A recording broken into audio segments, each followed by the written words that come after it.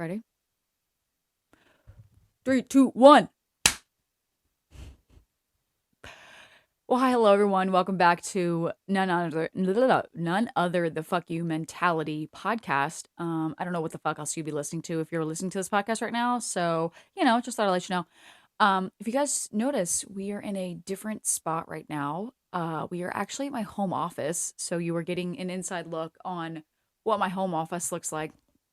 Um, but today's episode is gonna be really special. And if I start crying, just I'm so sorry. I lied. I'm not sorry for my emotions. I'm not sorry for how I feel, but this is something that I've been wanting to talk about, and it's definitely something that I've never heard anybody talk about. And if they have, I validate you and I'm here. I'm here for you. But let's get into oh my god, like my heart's fucking racing that I'm even gonna be talking about this on the podcast. Oh my god. So recently, um, God, I can't even like get my words together. Recently, I started going through a trauma program, and in the trauma program, I started learning about myself and different, mechanisms and why I am the way that I am.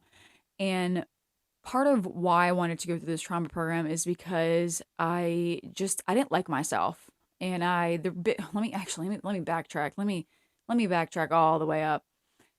One of the big reasons why I moved to California is because I didn't like who I was when I was in Delaware. I didn't like who I was surrounding myself with. I didn't like who I was becoming. I just didn't like who I was when I saw myself in the mirror, so I needed to leave. And I'm a firm believer of in order for you to stop drowning, you have to get out of the water, you know? So in order for me to actually heal, I needed to get away from all the things that were triggering me and, you know, uh, forcing me essentially to be this person that I didn't like. It's impossible to heal when you're constantly around these kinds of people. So I left, obviously, and I live now here in California. And with that, I have learned so much about myself, and I have been able to work through a lot of these malicious behaviors that I did not like about myself. And nonetheless, here we are now in a trauma program. And in this trauma program, it's really helping me dive deep into a lot of core wounds and a lot of protective behaviors that I do and I've done to keep myself sane and to keep myself safe. And it's like this is where my heart starts racing. This is fuck, I hate this realization. God, I hate this realization. I embrace the realization, but God, I hate it. Um I have this see, I can't even say it without fucking crying.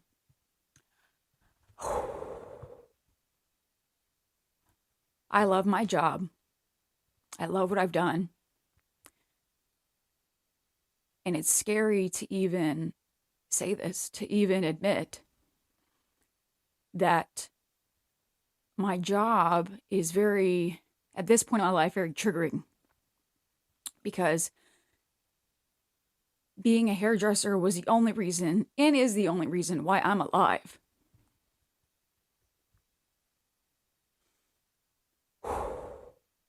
Holy shit. Yeah. Being a hairdresser and being behind the chair is I can easily say it's the number one reason why I'm still here. There was so much that I went through as a child, but also as an adult. And the only thing that kept me going was my job. The people that I met, the relationships that I created, the artistic freedom,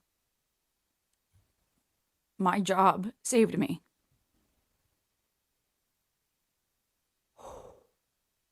I'm so sorry, guys. You're gonna have to like pause and like fucking skip through a lot of this shit because this is the first time I've ever talked about this. Well, I lied.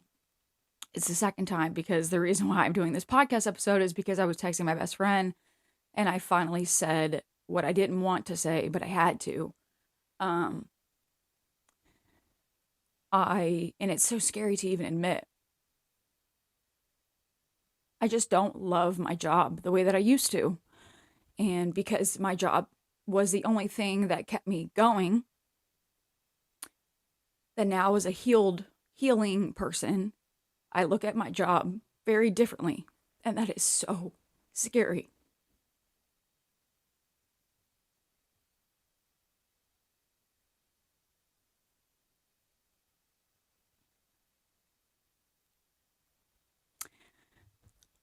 I what I'm trying to say is now, as someone who has learned a lot about their past and learned about why I am the way that I am, something that I've loved for so long and has just been the only source of validation that I've ever gotten and the only source of happiness kind of has taken a back seat. And I get validation from other things and from myself. And I actually am healthy. So I'm in a position now where I don't need my job to fulfill this happiness. And for so long, it was the only reason why I was happy. It was the only reason why I was still alive. It's like a breakup, you know? Like God, I've been a hairdresser for 11 years. 11 years of my life, I have just poured my life and soul into this thing. And now I my career feels like a burden because it's attached to this past self of me that isn't here anymore. I'm not that person anymore. So I'm in this really weird position now where doing hair is really hard for me because it reminds me a lot of who I used to be.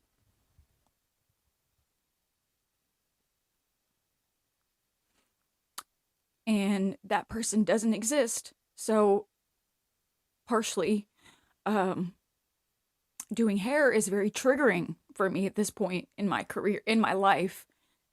And that is so scary because I love doing hair. I love being a hairdresser and I love my job. But every day I wake up and it just gets harder and harder and harder to get excited to go to work. And it has nothing to do with who I work with because I work by myself. It has everything to do with I just being doing hair right now is very triggering because of what I associate it with, and that's my old self. Ah, Jesus Christ, that was so hard to say. Okay, well, I'm taking a drink of water now because, and I don't pause anything, so you guys get to have the raw unedited cut version of all of it.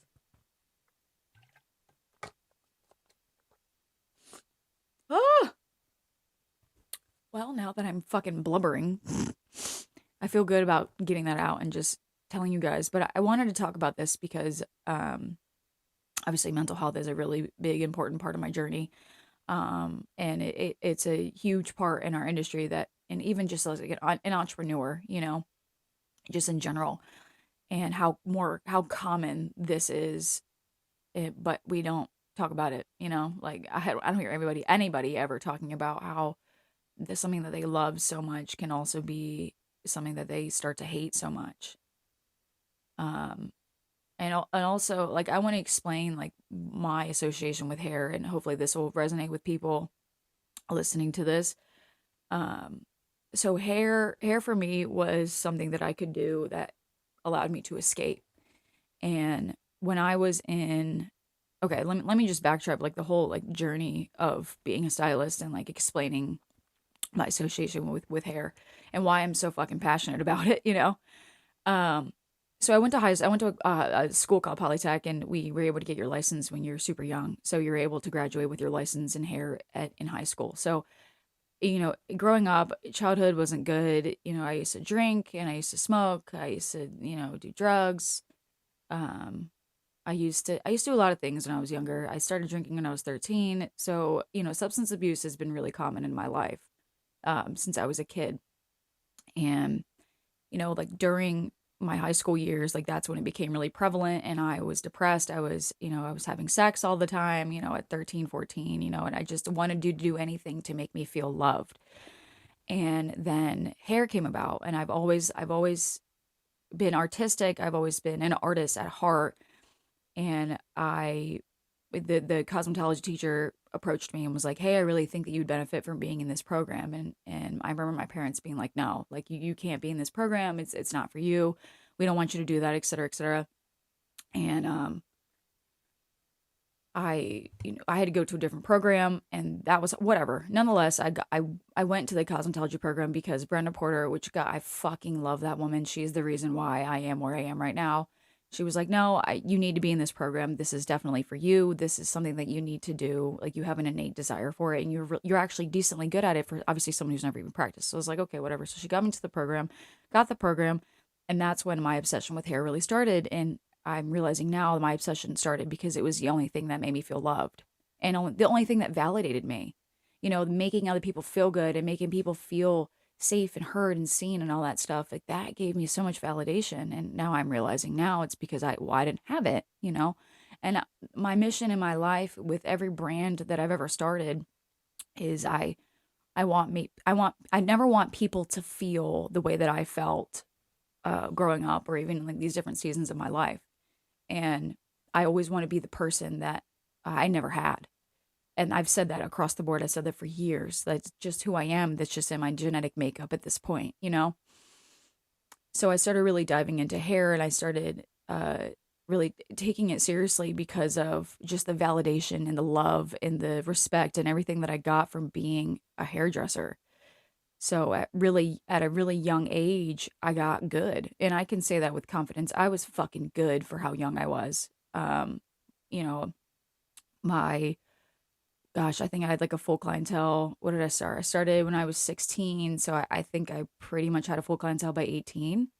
So, I was like the young buck of the town, running muck, and uh doing hair. And I felt that was the only thing that kept me going. That was the only thing that kept me alive. And when I got out of high school, um, my parents, and this is also like a really big part of my journey, and I'm really happy to share this with you guys too. When I was in high school and then I graduated, my parents were like, "You have to go to college," and I was like, "No, I have a license that I would love to practice hair," and they said, "No, like you'll never be anything if you continue down this path. You need to go to college." And I was like, "Okay, well." And the caveat, the weird part about this whole fucking thing, my parents were like, "Well, we're not going to pay for it though, but you have to go." And I'm like, "What the fuck? Like, what kind of fucking sense does that make? Whatever." So I went to college and I went for a year and a half and I completely drained my savings because also, if you guys didn't know this, I'm not an American citizen. So it's virtually impossible for us to get certain loans or any help for that matter because you're not a citizen. So I had to pay out of pocket for this. Very thankful that Wesley gave me a lot of grants, gave me a lot of help. Regardless, I still had to pay out of pocket. And again, I was 18 or 17. I'm sorry, I graduated at 17 out of high school. So I did a year and a half of college, and after a year and a half of college, they were like, "Hey, we need payment, for your third semester because I just wanted to get it through and I didn't have the money." And I was like, "Well, fuck, like what do I do?" Like do I just continue trying to make this work even though I have a full-time career as a hairdresser, or what do I do? Whatever. So at that moment in my life when I was gosh, I was 18. Yeah, cuz yeah, I was 18. At 18, I had to make a decision whether or not to continue to live in other people's shadows or to live in my light. And I always say focus on the feeling, chase the feeling that you're after. So I chased this feeling of feeling loved and respected with hair, and I dropped out of college. And I actually have let go, let live in French on my shoulders for that reason. Because at that moment in my life, I said, fuck it, fuck everybody else's expectations of myself. I'm going to do what's best for me. So that's really when my career really started. That's when I started pouring my entire soul into being a hairdresser. And then at about 18, 19, that's when I had a full clientele. I felt I was on top of the fucking world, but little did I know that I was running away from all these demons and all these people and all these, I was still abusing alcohol. I was still, gosh, I would show up, the next day hungover, borderline still drunk, from partying the night prior. And partying didn't look like just partying. Partying was like abusing alcohol. You know, I would drink like a whole pint or a whole fifth to myself. Not pint, it was a fifth. It was a bottle. That's what we would call them, a bottle. You get a bottle. I would drink a fucking bottle to myself of vodka and just wake up the next day and go to work. But, the thing that kept me going was going to work. It didn't matter about anything else that was going on in my life. It didn't matter that, I would sleep with people just to get validation and that I would get just shithouse drunk all the fucking time just to run away from my problems. It didn't matter. What mattered was my clients. What mattered was me being a hairdresser because I felt that was the only time that I felt loved and I felt safe and I felt validated. I felt needed. I felt good. Was the only time. The only time I ever felt like that was when I was behind the chair. So here we go, years and years and years of doing this, pouring my life and soul into my job, still having these self-sabotaging behaviors, like still abusing alcohol, still, being around bad people, et cetera, et cetera. And then I got married. A couple years, like fast forward years later, I got married. I got married to someone who obviously marriage is really sacred for me. So that's something that, I don't really talk a whole lot about, but marriage is really sacred. I value marriage. I think marriage is a beautiful thing. And I thought I made the right choice. And obviously I didn't, but that's okay. But anyway, so the marriage part's it's important because this part of my career was very pivotal. Because at that time I got married realistically solely because I suffered a spinal injury in 2020, May of 2020. And that injury woke me up like I've never been awoken before in my life. It shocked me. It scared me. I've never been more scared in my life. A doctor told me if I kept up with pouring my life and soul into this job and doing all these things that I would be paralyzed in 6 months. Imagine being 23 and the only thing that makes you happy, the only thing that keeps you safe, the only thing that keeps you alive is about to get taken away from you, because of yourself. I did this to myself. I was the one who did not pay attention to my body. But also, I can't blame myself either because I did what I thought was necessary. And I did what I thought was right at the time. And I've carried a lot of weight and a lot of guilt from that. And this is the first time I've ever said thank you to myself. Thank you for protecting yourself as much as you could have. You did end up getting hurt and it's going to linger with you for the rest of your life. But, thank you for at least just choosing the will to live and to stay and to choose you over everything else. Like, thank you. I'm like talking to myself in my camera here. But again, at that time at 23, that's when I had to make a decision to either heal, to put my ego to the side, or be paralyzed and have the only reason why I'm alive ripped away from me. And the reason why the marriage thing is important is I thought, okay, during this really hard season, I thought I was safe. I thought I was safe within a different aspect of my life, and my ex-husband didn't help me with shit.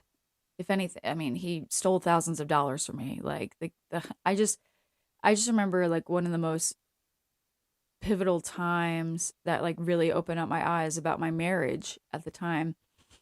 I was laying on the floor and I was in so much fucking pain. I was crying and just in so much pain. Because if you guys know back pain, it is. I don't wish that shit on my worst enemy. I just don't. I don't care how much I don't like you. I don't wish that shit on fucking anybody. But I just remember being on the floor and I couldn't get off the ground. I was paralyzed basically on the ground, just fucking sobbing. And I just remember him going to the bedroom, and I obviously I wanted to go to bed. And him just being like, get off the floor. And I'm like, I can't move. And I remember him just being mad at me for like not taking care of myself and just not being like, just left me there and just berating me because, I couldn't take a break, or I couldn't do this, or I couldn't do that. Cause also mind you, like during the spinal injury, I was still working full time. Just trying to power through the pain and trying to power through all this shit, because it's not like I had support. It's not like my ex-husband was supporting me. It's not like he was helping me. He was stealing from me.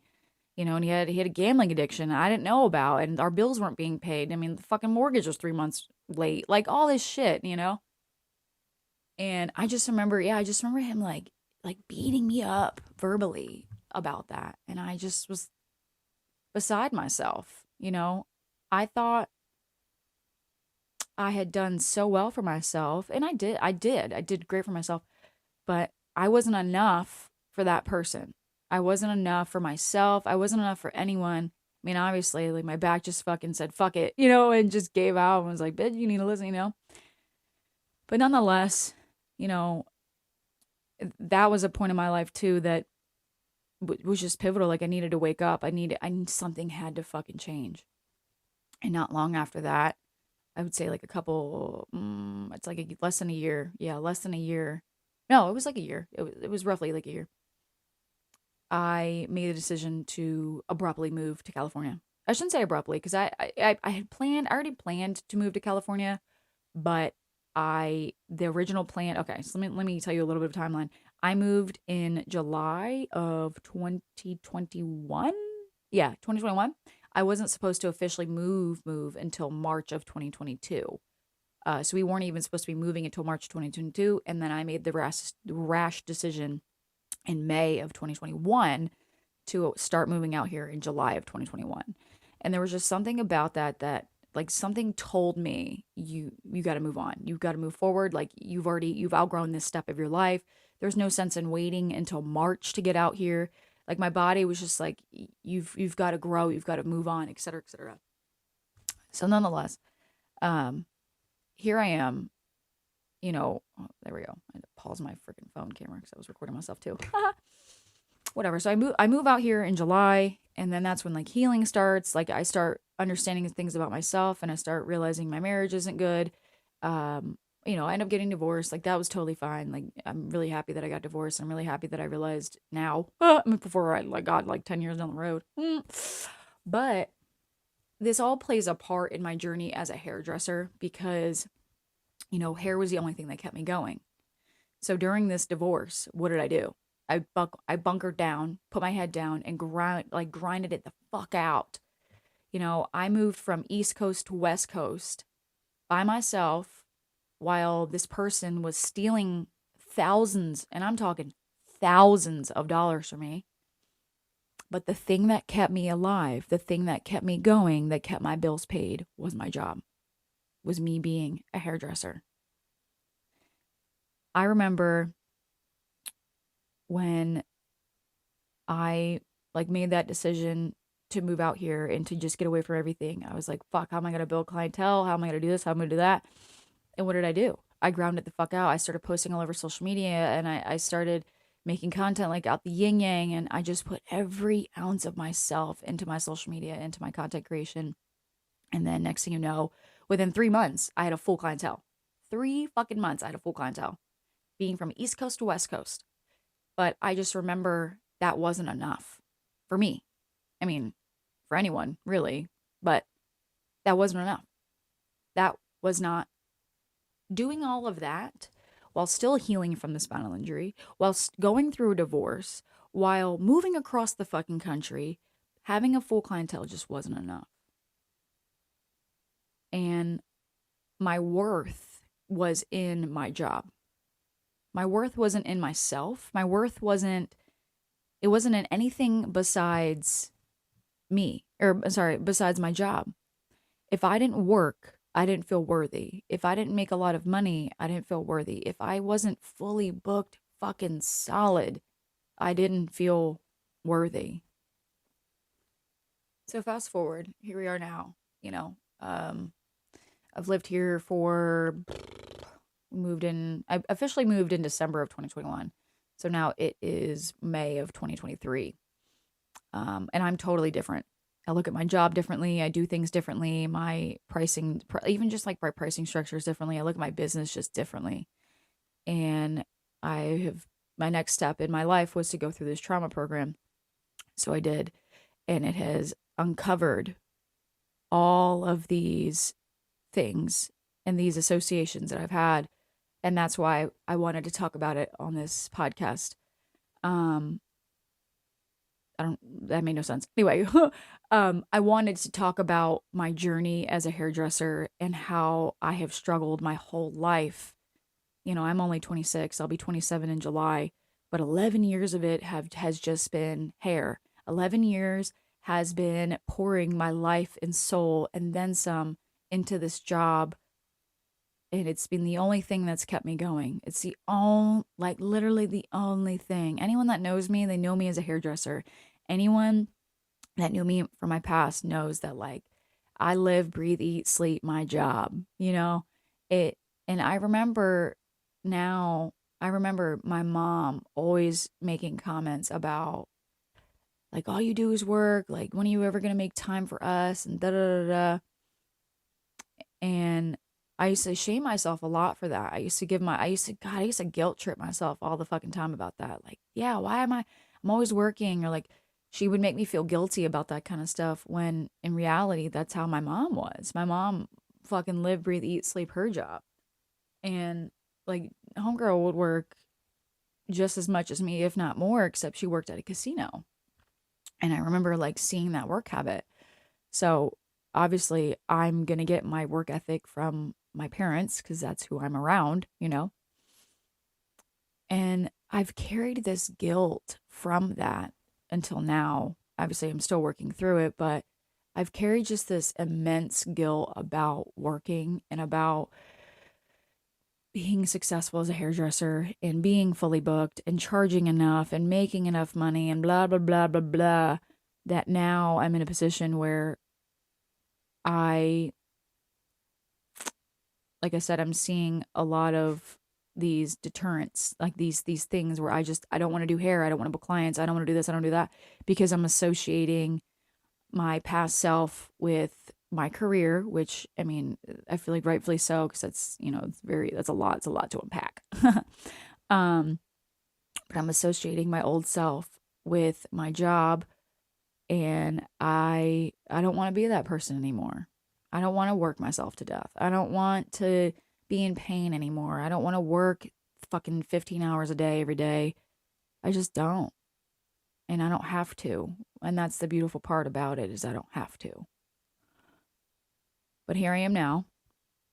I talked about it a little bit earlier, but I was crying. So now I can talk about it without crying. I am in a position where I love my job. I love my job so much that I got to take a break, man. I got to walk away a little bit. I don't think I'll ever not be a hairdresser, but I think that era of my life of being fully booked and, you know, doing the day to day of a hairdresser, I think it's done. I think I need to close that chapter. It served its purpose, and I'm really proud of where I am right now. I'm so happy about where I am mentally, physically, not financially, no, I'm kidding, but financially, everything.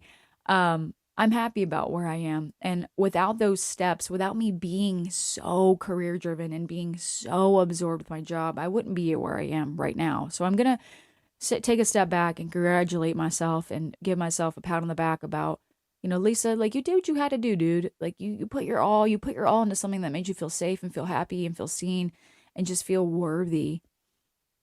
And now it's okay. It's okay that you don't feel like that about that thing. You know, it served its purpose, and I know you love what you do, and I know that you will always have a respect for it, but I can't do it the way that I used to. It's not good for me. It's not good for my mental health. It's not good for my body. And that was something that I noticed too, is even I left my old salon that I worked at here in California, and I started working for myself again. I noticed some of my old bad habits coming back, and I was like, oh no, no, no, no, no, no, no, baby girl, we ain't doing all that. We didn't come all this way for you to revert back. And so I started noticing like I was working a fuck ton, and like I was doing the whole bullshit, whatever.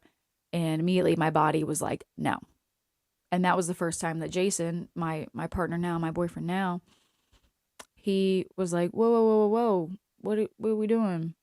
Oh, we need to take a step back. I'm like, I can't take a step back. I hold down the fort. And he's like, no, no, no, I got you. So I think I'm gonna thank my boyfriend. I don't know if he'll listen to this. Maybe I'll tell him to listen to it. I thank him a lot for validating me and letting me know that we're okay and that I don't need to be this person anymore, like taking me out of that like toxic masculinity side and allowing me to just soften up and to be a lot kinder to myself, and that I don't have to be head of house. I don't have to be this person who works 25/8, you know? Um, he's helped a lot with that. And I don't I don't want to ruin this beautiful relationship with him because of my ego and because of my past self. You know, that version of me just doesn't really exist anymore, and I appreciate her, but I don't need to bring her into the future with me. I realize that this whole podcast episode is really just like a ramble. So thanks for listening. Thanks for hanging on for this fucking long.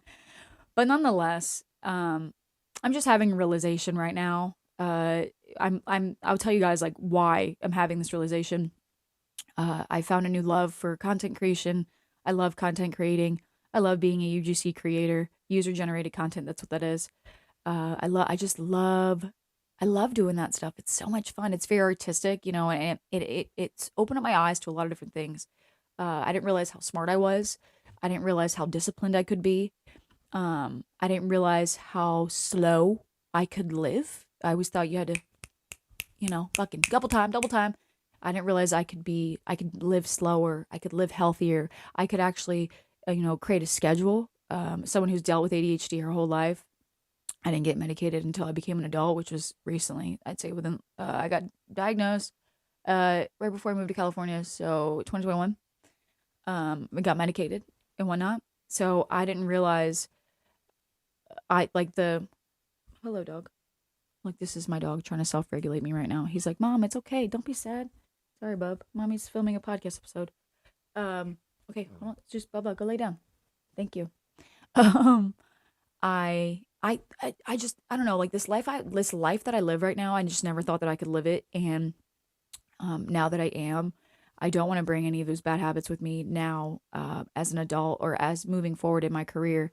And I need to work through some of the feelings and the emotions that I have about my job and about my career. Because again, I just don't love my career as much as I used to. And oh yeah, I lost my train of thought. So yeah, I love content creation. I love being at home. I love working from home. I love hanging out with my dog. I love I love just having time to breathe. I love having time to cook meals every morning. I don't know. I'm a lot different, and there's a lot of things that I've learned about myself. I keep repeating myself. I'm losing my train of thought because my dog distracted me. Oh, I'm launching an app. So this is a whole big portion of why I had this realization. I'm launching an app, and this app is going to be revolutionary. Mark my fucking words. It is going to change the industry for good. The whole design behind the app is to basically give education for those at their own pace, at their own speed. It's attainable, affordable, and digestible. So attainable meaning it's going to be on an app, so you can just scroll through, boom, boom, boom, click, boom, you're done. It's affordable, so nothing exceeds over $19.99, $20. So you can take an extension certification course for $20. Um, and this is like a whole other can of worms that I could talk about, but and then digestible, somebody who's dealt with ADHD her whole life, you know, no one has ever taken the time to learn my learning skills, and I've always struggled with learning. I've always just been independent and by myself because no one ever takes the time.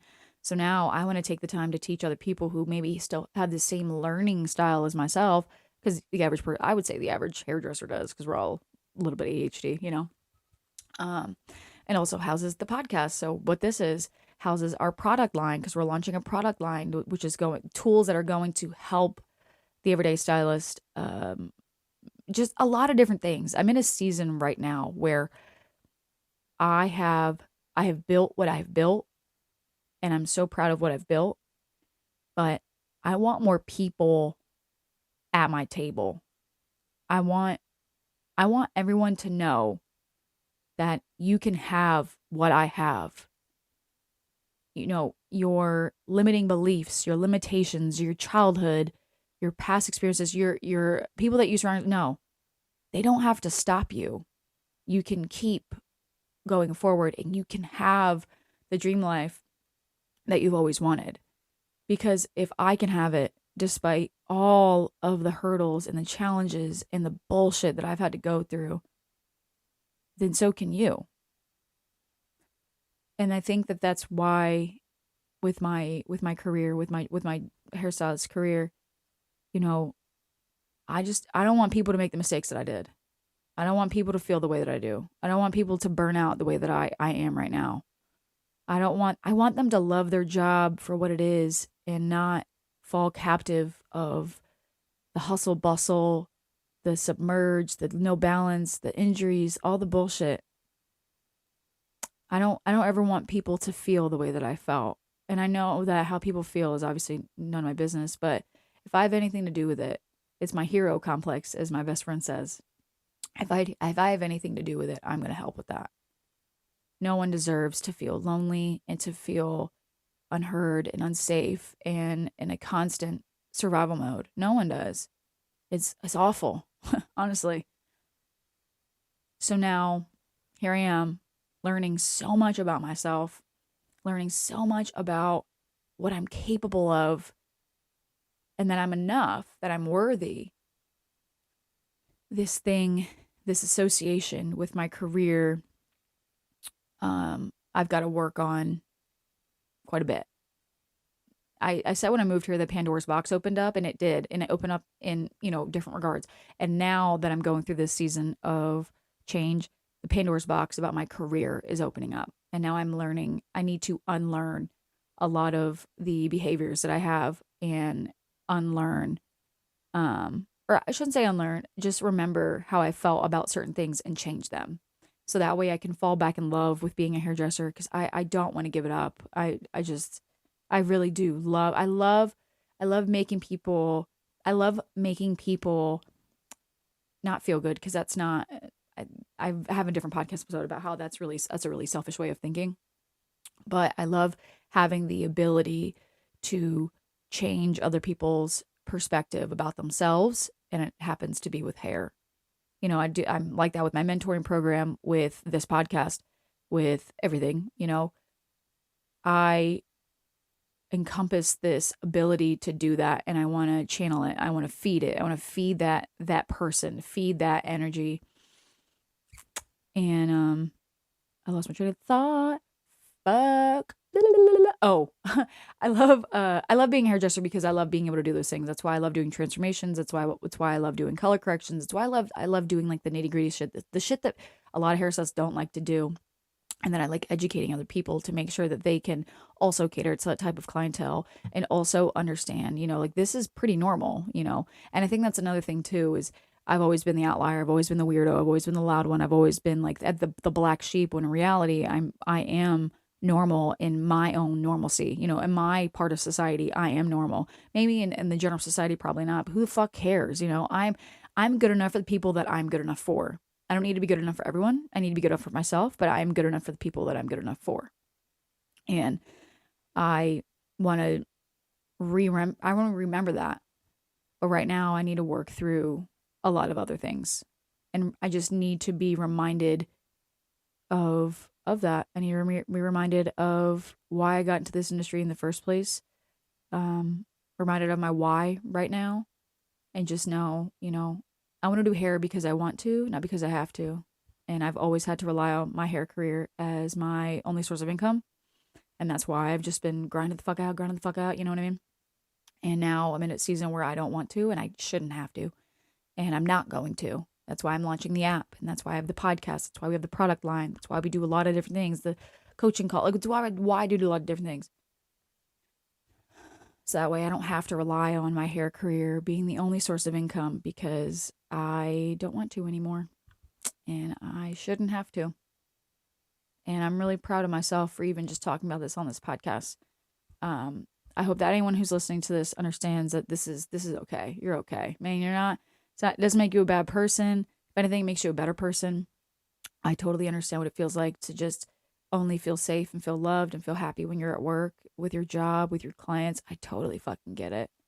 Keep going. I'm not saying that it's a bad thing. You're not there yet. you know? Keep doing those things. You know why? Because you're protecting yourself and you're doing everything you possibly can to make sure that you're okay. And I commend you. Round of applause. You are doing everything you possibly need to keep going, and I'm so proud of you for that.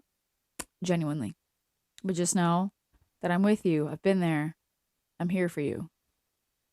But keep going. Well, everyone, that was a pretty deep episode. I love all of you guys so fucking much. I really appreciate every single one of you for listening and for empowering me just by listening to these podcast episodes and just taking the chance and taking the time to listen to them. I appreciate every single one of your guys' support. You guys, I don't think you guys realize how much this podcast has helped me. I mean, obviously, I just had like a little bit of a mentee be. I wasn't meant to be. I had a little bit of realization on the podcast while filming it, and I wouldn't be able to have these realizations without this podcast and without the brands that I've created and without all these things and all these different, avenues in my life. So I just really appreciate every single person who listens to this. And I always want to remind you guys, you're not alone. Always reach out. Please talk to somebody. If you need help, reach out to me, reach out to a friend, reach out to someone you trust, just whatever the case may be. It gets better, I promise. And yeah, I look forward to seeing what this next step of my life looks like. And I obviously am going to share it with you guys because it's part of being an entrepreneur. And I really want to learn how to stop saying is a filler word. That's something that I really want to work on. Anyways, I love all of you guys so fucking much. Thank you for listening to this glorious episode of the Fuck You Mentality. Until next time.